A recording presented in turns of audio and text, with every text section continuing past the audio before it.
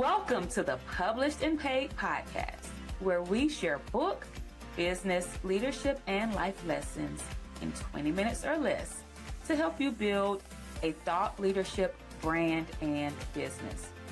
My name is Jasmine Womack. I'm a former middle school language arts teacher turned seven-figure entrepreneur, and I am glad that you are here. Let's get started. Welcome to the Published and Paid podcast. This is the #1 podcast to help women in leadership monetize your expertise through writing and selling a signature book, signature talk, and high-end coaching program. My name is Jasmine Womack, and I am your host. And in today's episode, I'm going to share with you how I made my first $1,000 in book sales with my first book. Now, this year, at the time of this recording this year, I'm actually celebrating 10 years in business. Ooh, ooh, ooh, ooh. 10 years in business.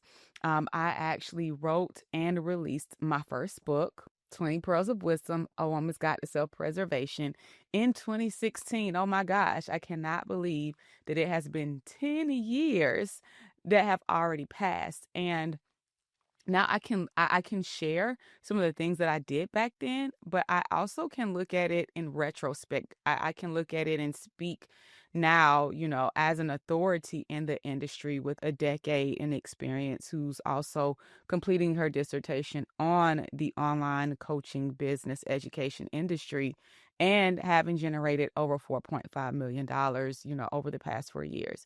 And so things that I would do now are slightly different. However, I can't forget where I started, and I understand that everybody is starting from somewhere. And where I started when I wrote my first book, I was a middle school teacher. Matter of fact, I was a teacher when I wrote the book, while I went through editing, when I went through publishing, when I started realizing, hey, I got to market this thing, and I started marketing the book and selling it. And it was an unknown world for me because I was used to going into a classroom every single day, creating lesson plans, strengthening and tightening curriculum plans for the grade level. Those are the things I was used to. I was used to, planning and running department chair meetings and collecting data and doing presentations. Like, those are the things I was used to. I used to use social media for a hobby, but I had always been sharing because the information business was not my first business. I actually come from a line of entrepreneurs, but it was my first time really using the internet to really sell.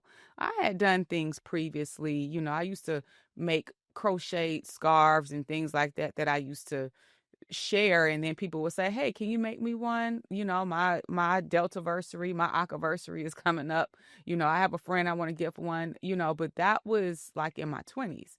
However, when I got into my 30s, now I was actually using the internet to sell a physical product, which was my book at the time. And it was new for me. It was just a new landscape because it's like, now I'm not doing this as a hobby. Now I'm making the intentional decision to really do this thing.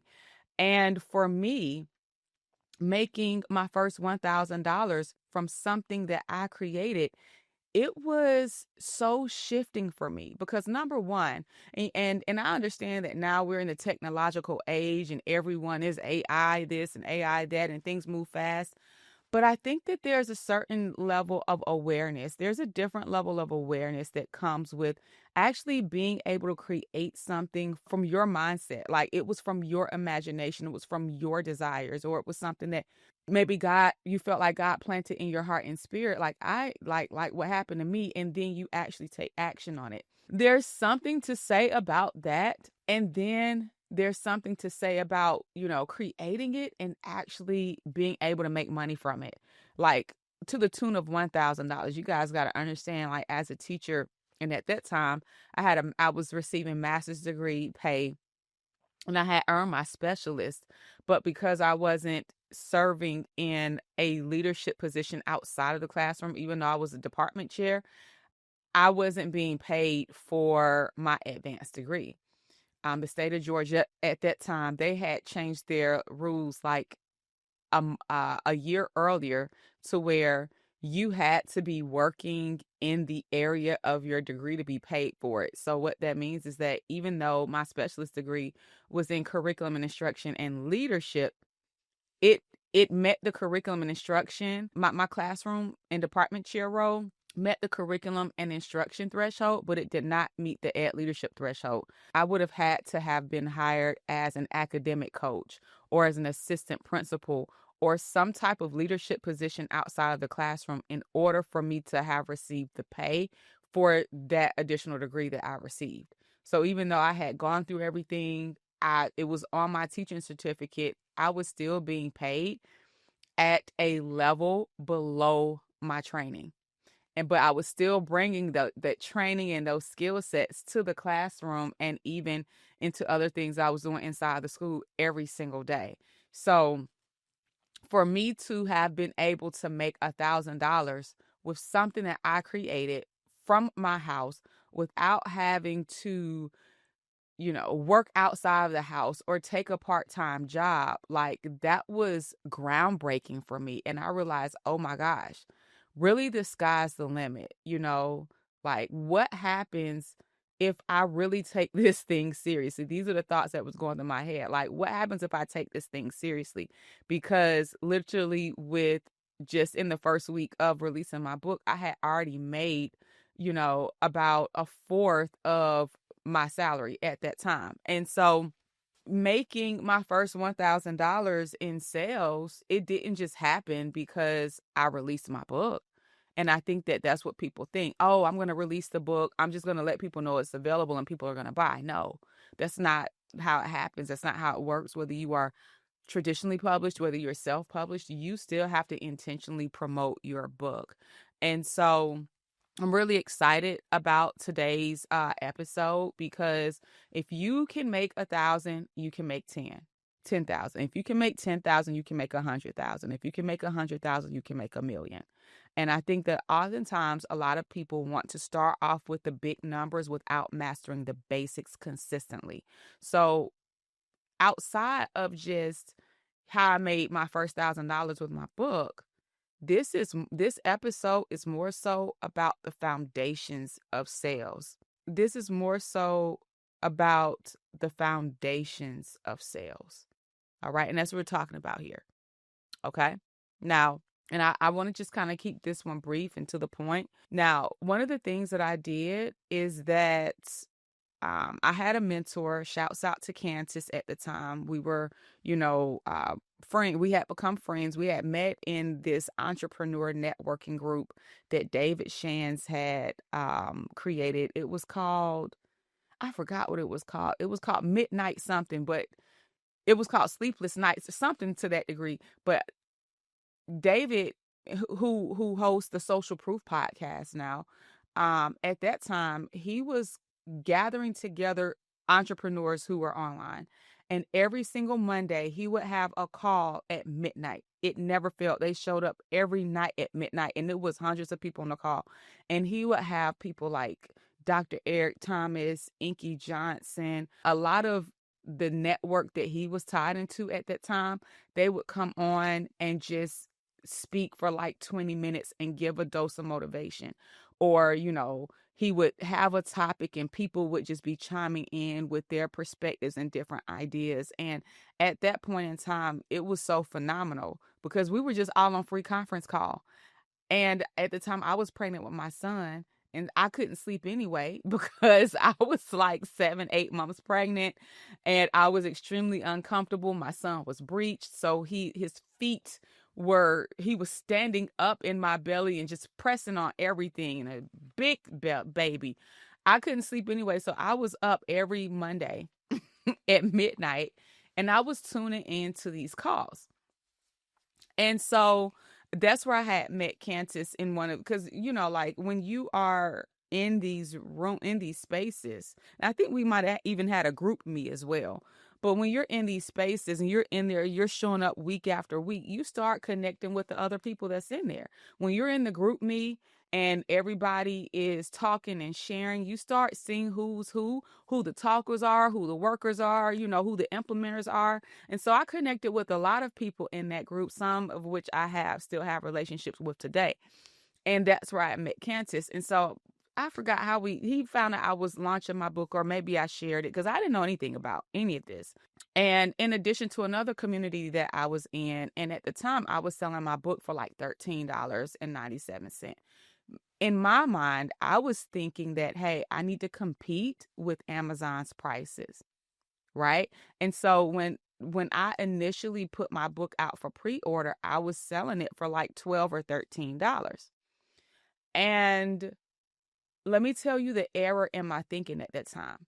I was competing as a self-published author with what was wholesale prices. So when you guys see prices like on these different platforms like Barnes and Nobles and Amazon, you got to understand that those are wholesale prices. You are not selling your book at wholesale. Like, you are doing all of the work individually. And so you do not need to price your book at a wholesale price. Like Amazon or Barnes and Nobles, any given day, they'll just slash prices and run a sale on your book. If you have it uploaded to their platform, they don't need your permission to do that because you sign over those rights when you place your books on those platforms. And so I was preparing for my book launch party. My husband and one of my sorors decided to plan a party because I wasn't going to do anything. Like, we had just moved across town. I had just had a baby, and my youngest son at that time, he wasn't even 1 year old. He might have been like 6 or 7 months. I was trying to lose the baby weight.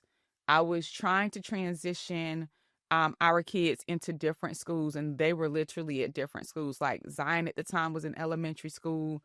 You know, my bonus daughter, she at the time was in high school. So that was a whole thing in itself. And I was starting a new job I was starting a job at a new school in an environment and with people that I didn't really know that well. And so I was like, hold up. I literally don't have the capacity right now to plan anything. I got this baby. We've got these kids. We just moved. I got to get the house. Like, I was just like, I don't have the time, space, or space to do a party. But my husband was like, no, you need to celebrate this. And so I was like, okay, go ahead, but I can't plan it. Like, I cannot plan it. And so I actually had a soror of mine who was doing events at that time. She was planning events. So I reached out to her. She collaborated with my husband, and they literally put everything together. Like, she sent me over some decor designs. I mean, they handled the DJ, they handled all of the events, like the furniture rental. We had just moved into a huge house. We decided not to bring any furniture with us, so it was pretty much empty. So we had the space for a lot of different things, and it was just going to be more cost effective for us to have in our home than renting an event space. So that's what we did. And I was talking to Candace about it, and he was like, listen, when we come to your party, or when you have all these people at your party, and guys, you gotta remember, this is pre-Cash App, this is pre-Zelle, okay? This is during the time when everybody was going to the ATMs before they went to somewhere. So he was like, listen, you gotta understand that when people go to the bank isn't gonna give them tens, the bank is gonna give them money in multiples of 20. So you need to make it easy for people to pay you, and you don't need to be in a situation where you're worrying about change. I said, you know what? You are absolutely right. And so it was at that point in time I actually changed the pricing, because I had not done my barcode yet. So I actually increased. I had just been doing pre-orders, and you don't have to have because I was selling through my website. I wasn't necessarily pre-ordering or doing pre-sales on Amazon. I didn't have to have the finalized ISBN to start the pre-sales. And so I was like, at that time, I went ahead and finalized my ISBN and barcode, and I put let me see, what was it? I think it was like a $19.99 price tag on it. And then I literally increased the price like $5. And when I tell you, when we had the book launch party, the difference that extra $5 made was insane. I wasn't even considering that. And so everything that we had put out for the launch party, I actually made back in pre-sales. I ended up making about $5,000 in pre-sales, literally just through grassroots organic marketing, pushing the book until I was blue in the face. And so that was one of the ways that made my first $1,000 in book sales, I actually raised the price of my book from $13 to $20. And that taught me something about pricing. Like oftentimes we are not getting some of the results that we want in business literally because we're pricing too low. And simply, if you raise your price to match the value, then you'll be better off in business and you'll have additional income to do the things that you need to do in your business. I had some money mindset issues, especially coming from education and just not growing up, around money. And so initially, I was like, oh my gosh, from $13 to $20, like in my mind at that time, that was a big jump for me. And I was like, well, how is that going to be fair to people who paid the 13? What I know now, right? And I'm sharing with you, I'm kind of going in between two schools of thought here, like my beginner mindset versus my mindset now. What I know now is that I really gave them a pre-order pricing bonus without even realizing it. So what I would frame that as now is you can purchase the book before this date at this price. And on the launch date, the price increases, because that's what I did. I increased the price of my book at my book launch. So it was on my launch date. And I just didn't have the training at that time or the know-how to frame it or for it to make sense for me. It was just like, you're just going to increase the price so you can make it better for you. But no, it's an incentive for people to buy early that they can save $5, right? And so, yes, it's a benefit in it for you. But when you're talking about pricing, yeah, there was a benefit in it for the consumers as well, for the purchasers and my supporters. The second thing that I did to make my first $1,000 in book sales for my first book, and listen, let me just pause here. This book didn't hit any type of bestsellers list. Like, it did not hit Amazon bestseller because I wasn't really promoting it on Amazon like that. I was promoting this off of my website. Like, I created a checkout page on my website. I was taking all sales directly through my website because my thing was, at the time, Amazon was taking 60%. Now they take 50%. At that time, they were taking 60%. And I was just like, I don't want to just get 40%. I want all the monies from I want to receive all the money from my book. So the best way to do that was for me to I did eventually put it on Amazon to sell, but I wanted to get the money directly. So I just sold it. I just set up a checkout, sold it directly through my site. And then I manually and physically packed the books and shipped them out to everybody that didn't come to the book launch and pick it up there. And so the second thing that I did is that I committed to promoting my book relentlessly. Literally before the release, during the release, which was my book launch party, we had a photographer there. Shouts out to Adrian. And his wife, LaShonda, they, did an amazing job on my party. We had a DJ, we had catered food. I mean, we had an amazing time. Another one of my stars, shouts out to LaShonda. She came through. She had a business at that time called Event Photo Cube, and she came and did like a photo booth. Like, we had a great time. And so I was able to promote my book before the event. I was pushing the event. I was pushing the book. Anytime that somebody purchased a copy of the book, I tagged them and thanked them and shouted them out, because that showed other people that, hey, people are actually purchasing the book. And I did this during the pre-orders before anybody even had a copy. I had the copies. I was taking pictures with the books. I was taking pictures and shooting videos with the boxes of books. I was doing all of those things very shy and candidly, but I was doing it, right? My husband, and I will say, at that time, my husband, he was kind of pushing me to put myself out there. He had found the Decatur Book Festival. He signed me up for that because I was too shy to sign myself up for it. And so we went out there, and my mom and my sister, my family, and a couple friends came out to support me. I spoke a little bit about the book, got some footage there. I was just doing little things that I could, but also like really pushing it every single day. And so here's the thing. Even if I say I had multiple book sales in a day, I didn't shout everybody out that same day. I would shout out one person a day. So like, if say I sold 5 people bought a book on a Monday, but nobody bought a book on a Tuesday. Well, I didn't shout all 5 people out on a Monday. I would just shout each one of them out each day of the week, because it looks like somebody's buying a book every day. So that's the same strategy that I use with my book launch party. I didn't just put in pictures out a little bit at a time, so that now I had content that I could spread out over the days, over the time, right? And these types of strategies, even though it was something that I used to begin, this type of stuff still works. Don't get it twisted. And so even after the book, now after the book release, I saw a decline in sales, but that's when I realized that that was when the work started. Like beforehand, it was friends, it was family, it was people that knew me, because nobody was really writing books or anything like that back in 2016. I mean, honestly, a lot of people still are not. So I had my supporters who were my warm market. And so after my warm market or my warm audience or the people that knew me had been tapped out, that's when we say, like, you start hearing crickets, the sales slow down. And that's when I realized that the work started.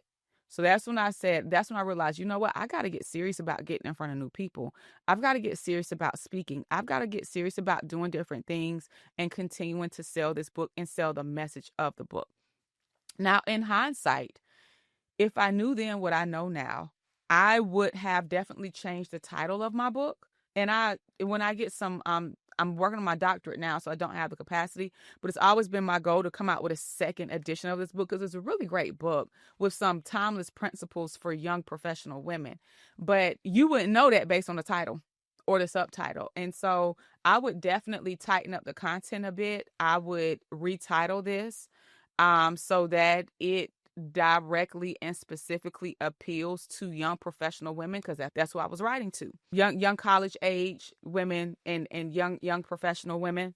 And I would double down going into professional conferences, organizations for young professionals, events for young professionals, and being more of like that big sister, or nowadays that aunties being more of that big sister or that auntie, or that, that friend that's going to tell you what you need to know, even if it's not what you want to hear. And so that's something, knowing what I know now, that's something that I would do instead of only trying to focus on individual book sales, right? I would definitely create personal growth and development talk, one core personal development talk as an extension of this book, and likely one digital product. I can't even say that I would do a community, and I ended up doing a community. At that time, it was a membership community, and I learned a lot just about memberships at that time and things of that nature, which is why I would kind of probably approach that a bit differently now. All right. And so the third strategy that I implemented to make my first four figures in sales from my first book is that I actually made the decision that I was going to monetize my book. And I want you to understand that this is so pivotal, because a lot of times people will write books and in their minds, they've accomplished something because they've written a book, and that's great. But when you want to take your sales beyond your book, you have to make the decision that that's what you're going to do. And you have to make the decision that you're actually going to do the work required to monetize it. And that's not just being in creation mode. That's not just being in development mode. That also includes you being in promotion mode. That also includes you being willing to speak up, to be seen, and to be heard. And it's literally like if you knew that the rest of your life or your next level in business or your next money milestone was literally dependent upon you showing up and sharing your voice, would you do it? And would you do it consistently? Now, I do want to say this, because we are in the age of AI, and we're at a point in time now where things exist that they didn't exist 10 years ago. Like now people have AI agents, and there's this whole debate about whether or not if you're sharing information, an AI agent can just duplicate you. And while that's true, while that does exist, while AI agents can duplicate you, and they've got some now that look so very real, right? And they sound real and they feel real. I'm not against getting along with the times or anything like that. But my thing about using an AI agent to speak for you is that now you have a machine that represents you. You're feeding your information to the machine and people are connecting with it and not you. So I can't say like that's not something that I've chosen to do in my business. But what I will say is that, and I haven't seen it yet. I'm not saying it doesn't exist, and I'm pretty sure it does exist because AI just pulls information from everywhere. But while a lot of artificial intelligence can share information, the thing that it lacks is heart. The thing that it lacks is story. The thing that it lacks is that real life experience. And that's what you bring. You bring the story and the experience of resilience. You bring the story and the experience of a breakthrough.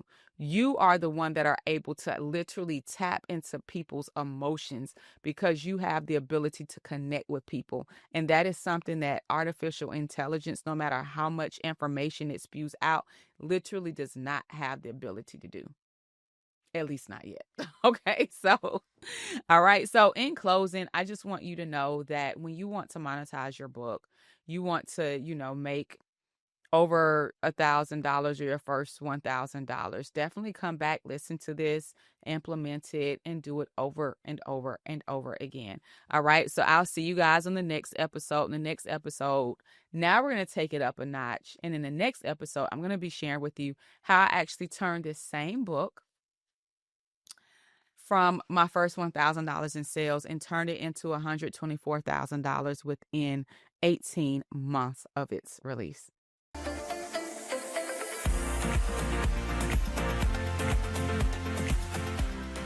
Welcome to the Published and Paid podcast, where we share book, business, leadership, and life lessons in 20 minutes or less to help you build a thought leadership brand and business.